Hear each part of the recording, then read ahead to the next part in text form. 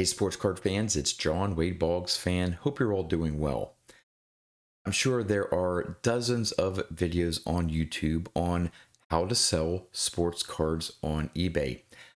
But I would venture to say that the majority of them are geared directly to the seller and tips and tricks on how to maximize the amount of money that you make for the card that you're looking to sell.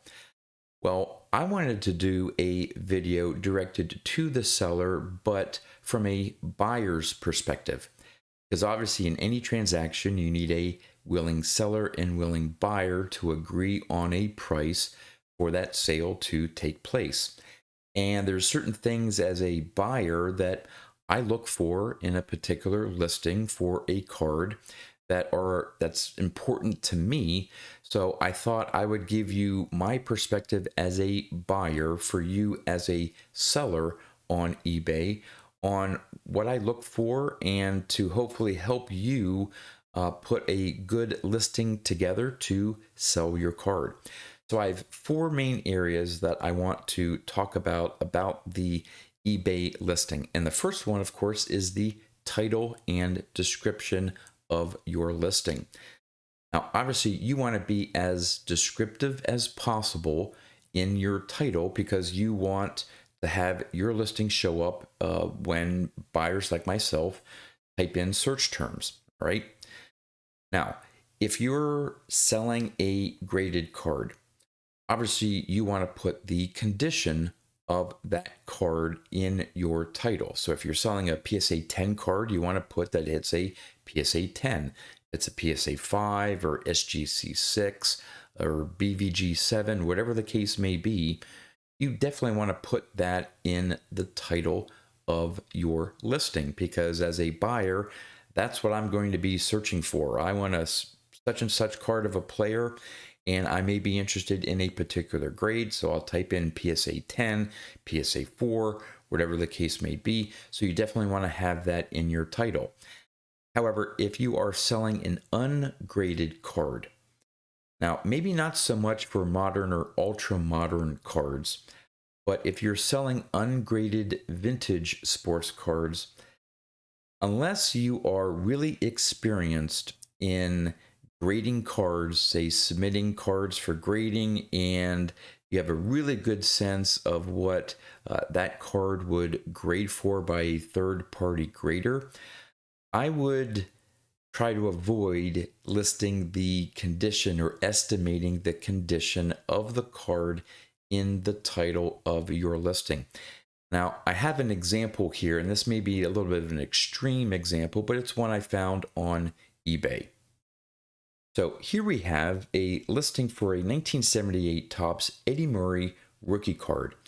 Now, this particular seller listed the condition as, between excellent and near mint. Now, I showed a zoomed in section of the photo of the card, and as you can see in that top right corner, that corner is severely damaged. You can see the raw cardboard of the card. I don't know if it's been bent over. It's definitely damaged. If you were to send that card in for grading, there's no way that card would grade anywhere near excellent or near mint. And that card also had some other defects to it. I didn't show it here. This was the main defect in the card. So obviously this card is not in excellent or near mint condition. So as a seller of this card, it looks like they may not be too familiar with grading. They may have wanted to put that grade in there to try to show up on search engines or the eBay search. But if I'm searching for an ungraded card and I do want to look for, say, near mint, and I see this card show up, one, I'm definitely not going to buy the card because it is not in excellent to near mint condition. And also, I'm also less likely to look at other cards that you may have for sale because if you're this far off on the grade for this particular card and you're attempting to put an estimated condition on your other ungraded cards, chances are you're going to be off on those grades as well. And as a buyer, that's going to put me off in wanting to buy either this card or any other cards that you may have for sale. All right, the other thing that you may want to be careful in using in the title or description of your listing are using terms like sharp or centered. Okay, now you may think that that's an easy term to use. Oh, I can tell that a card is centered or not. Well, again, this is for cards that would be ungraded and you're trying to estimate the grade or overall condition of the card. And you may be thinking as a seller, hey, if I put centered in here, it's going to show up more on searches and people will see my card and hopefully buy it. Well, here's another example that I saw on eBay, and it is a 1978 Topps Pete Rose. Now, to be fair, maybe the card left to right is centered, but definitely top to bottom, this card is not centered. And as you can see, they also added crease free on the listing as well. Okay, that may be easy to determine that the card doesn't have any creases. You can, put an angle up to a light to see if the card has any, surface creases on it or whatever. That may be easy to tell for a card. But this card, again, the title of the listing does not match the actual card. I can easily tell that this card, top to bottom, is not centered. So again, I personally, as a buyer, would avoid buying this card and probably avoid looking at any other cards that you have for sale. Because again, if you're considering this a centered card, as a buyer, that doesn't give me a lot of confidence that you know your conditions or various aspects of a card that as a buyer I would be looking for. So you're really putting yourself at a disadvantage of either selling this card or selling other cards that you have for sale. Okay, the next section I want to talk about are the photos that you use for the listing for the card. Obviously, you want to take very clear and detailed photos of the card, especially if you are selling ungraded cards. Now, this may be easy to do for modern cards, ultra modern cards, but if you're dealing with especially vintage cards, you want to, when you take the photo, you want to avoid any shadows or glare, and that's for graded cards as well. Again, you have that plastic holder, and depending on the light that you have in the room, it may be difficult for you to take a photo of that card without any glare, shadows on that card. But at all costs, try to avoid that. You want, as a buyer, I look for nice, clean, crisp photos of a card, whether it is graded or ungraded. Now, in some cases, you may, if you have a scanner, that may be the easiest thing to use. Phone cameras are, take great photographs, but you may have to play with lighting and stuff so you don't get any shadows or glare. Also, even if you're selling a graded card, try to avoid taking an angled shot of the card. You may think that, if you take an angled shot, left to right or up to down, you can avoid shadows or glare. But that also, as a buyer, may make it difficult for me to look at the overall eye appeal of the card. Now, again, if you're selling an ultra modern card and it's a PSA 9 or 10 or SGC 9 or 10, that may be less of an issue because as a buyer, I would know that it's a pretty well-centered card, the corners are sharp and all that stuff. But if you're dealing with vintage cards, not all PSA 6s look the same. And as a buyer, I may be more interested in sharp corners, or I may be more interested in a well-centered card. And if your photo is on an angle, it may be difficult to see the centering or how sharp the corners are. So you may want to avoid, those types of photographs for your listings. Now, for if you're selling ultra modern cars, it may be easy for you to use a stock photo. Okay, you can find it on eBay, do a Google search, find the card, and just use that example. However, I would make sure that the card that you have to sell looks really close to that stock photo that you're using. Again, for modern and ultra modern cards, that's probably not going to be an issue. But if you're selling vintage cards, you really want to be careful in using a stock photo that may be in a much better condition than the card that you have for sale. Even if you put in the description of your listing, hey, this is a stock photo, this is not the card that you will be receiving, as a buyer, I may not always look at the description of the listing. And I, as a buyer, may be looking for a particular eye appeal for a vintage card.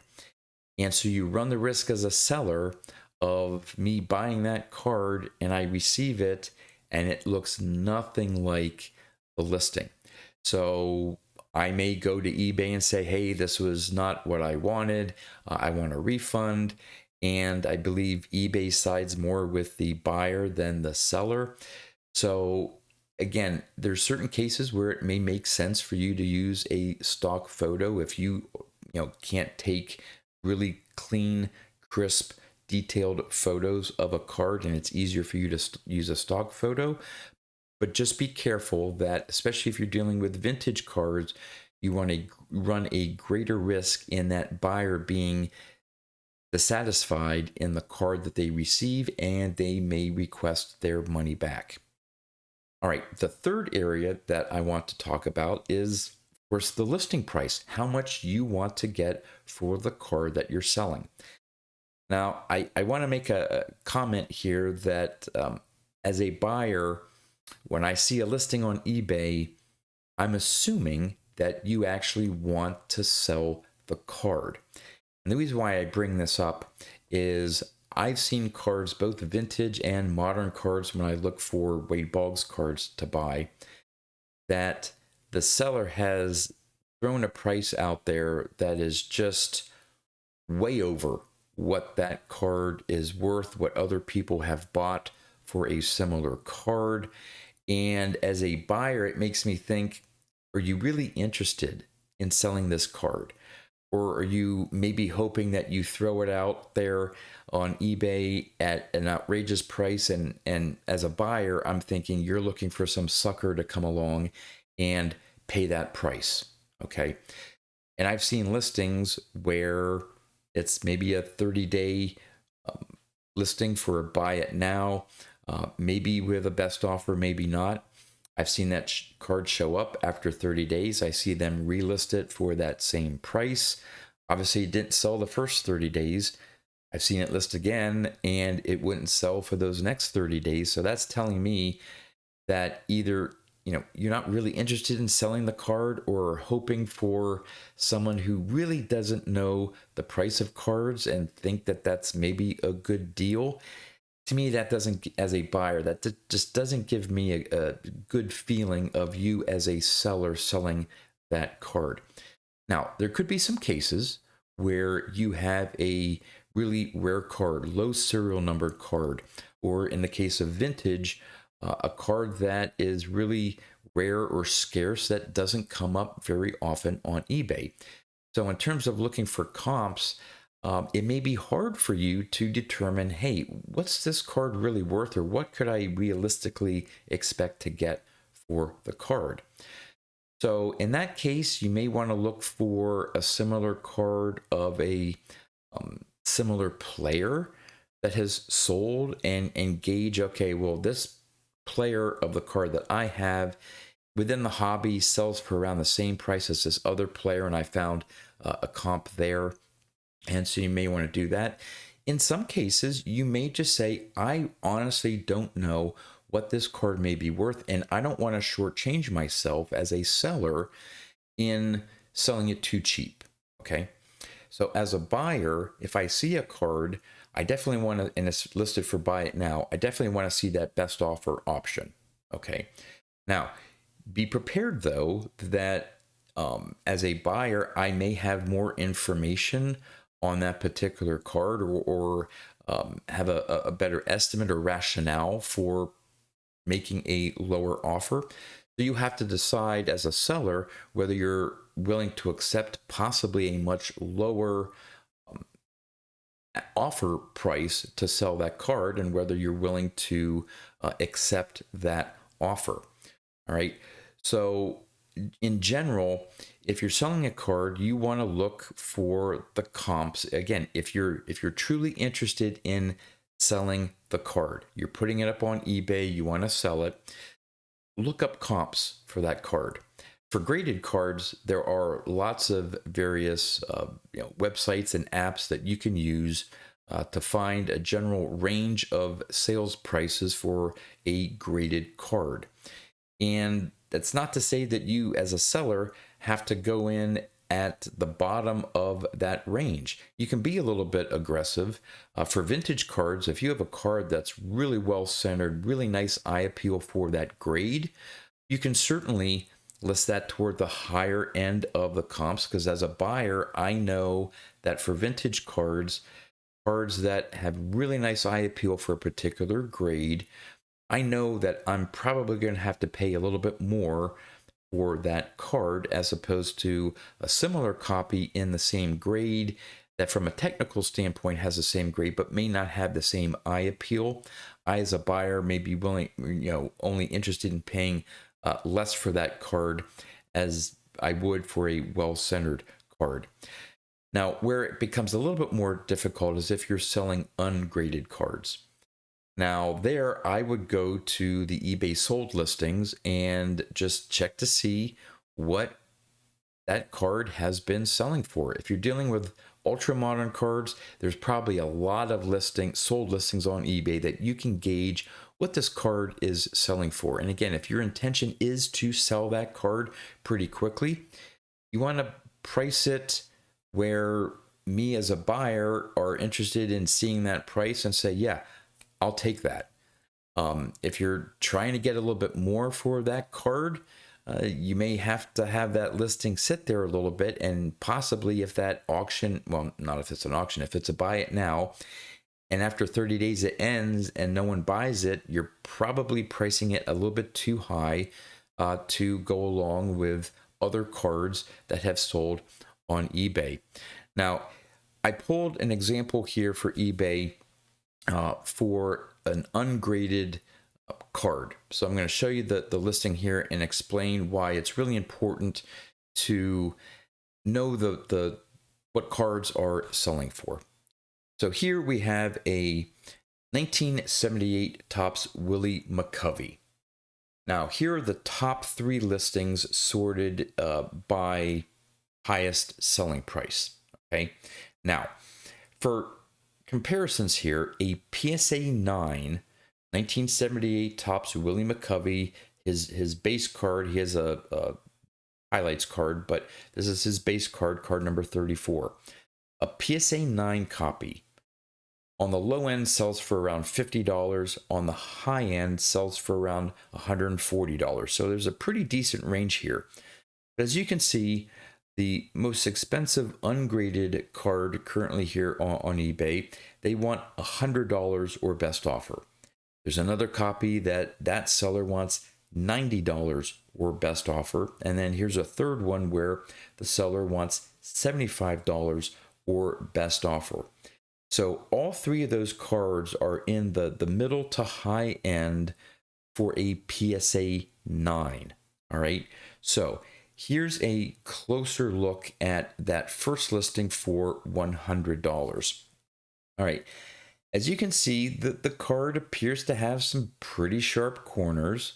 For 78, you don't see really any ink smudges on it, but the centering left to right is a little off. So as a buyer, and if I'm looking to buy this and potentially grade it, or equate it with a card that would grade for a PSA 9, that may be a little too off center for it to get a PSA 9. It may be a PSA 8, but definitely would not be, as a buyer, worth $100, and then the cost of grading the card, thinking that may come in at a PSA 9. Here's the second listing. This one is the one for $90. Now, so you can tell here, you may not be able to quite see on the screen here, but that top left corner has a slight crease in it. The top right corner looks a little rounded as the bottom two corners. On the left-hand side, it looks like there's a minor crease in the card. This card definitely is not in excellent condition, and definitely if you send that in for grading, it won't come anywhere near a PSA 9. So for this seller here, selling it for $90 is way above what this card is worth. And so I doubt anyone is going to buy this card from that seller. So here's the third listing here, a little bit closer up shot of the third listing. Now this seller here wants $75 for this Willie McCovey. Not only is it severely off center left to right, but that bottom right corner, just like that Eddie Murray card, is severely dinged. And there's issues with the bottom left corner as well. This at the most may be a PSA 2 because of the centering and the corners. It's just not, they say it's very good. Okay, well, all right, it may be a very good, which is probably like a PSA 3, but a PSA 3, there's no way it's worth $75.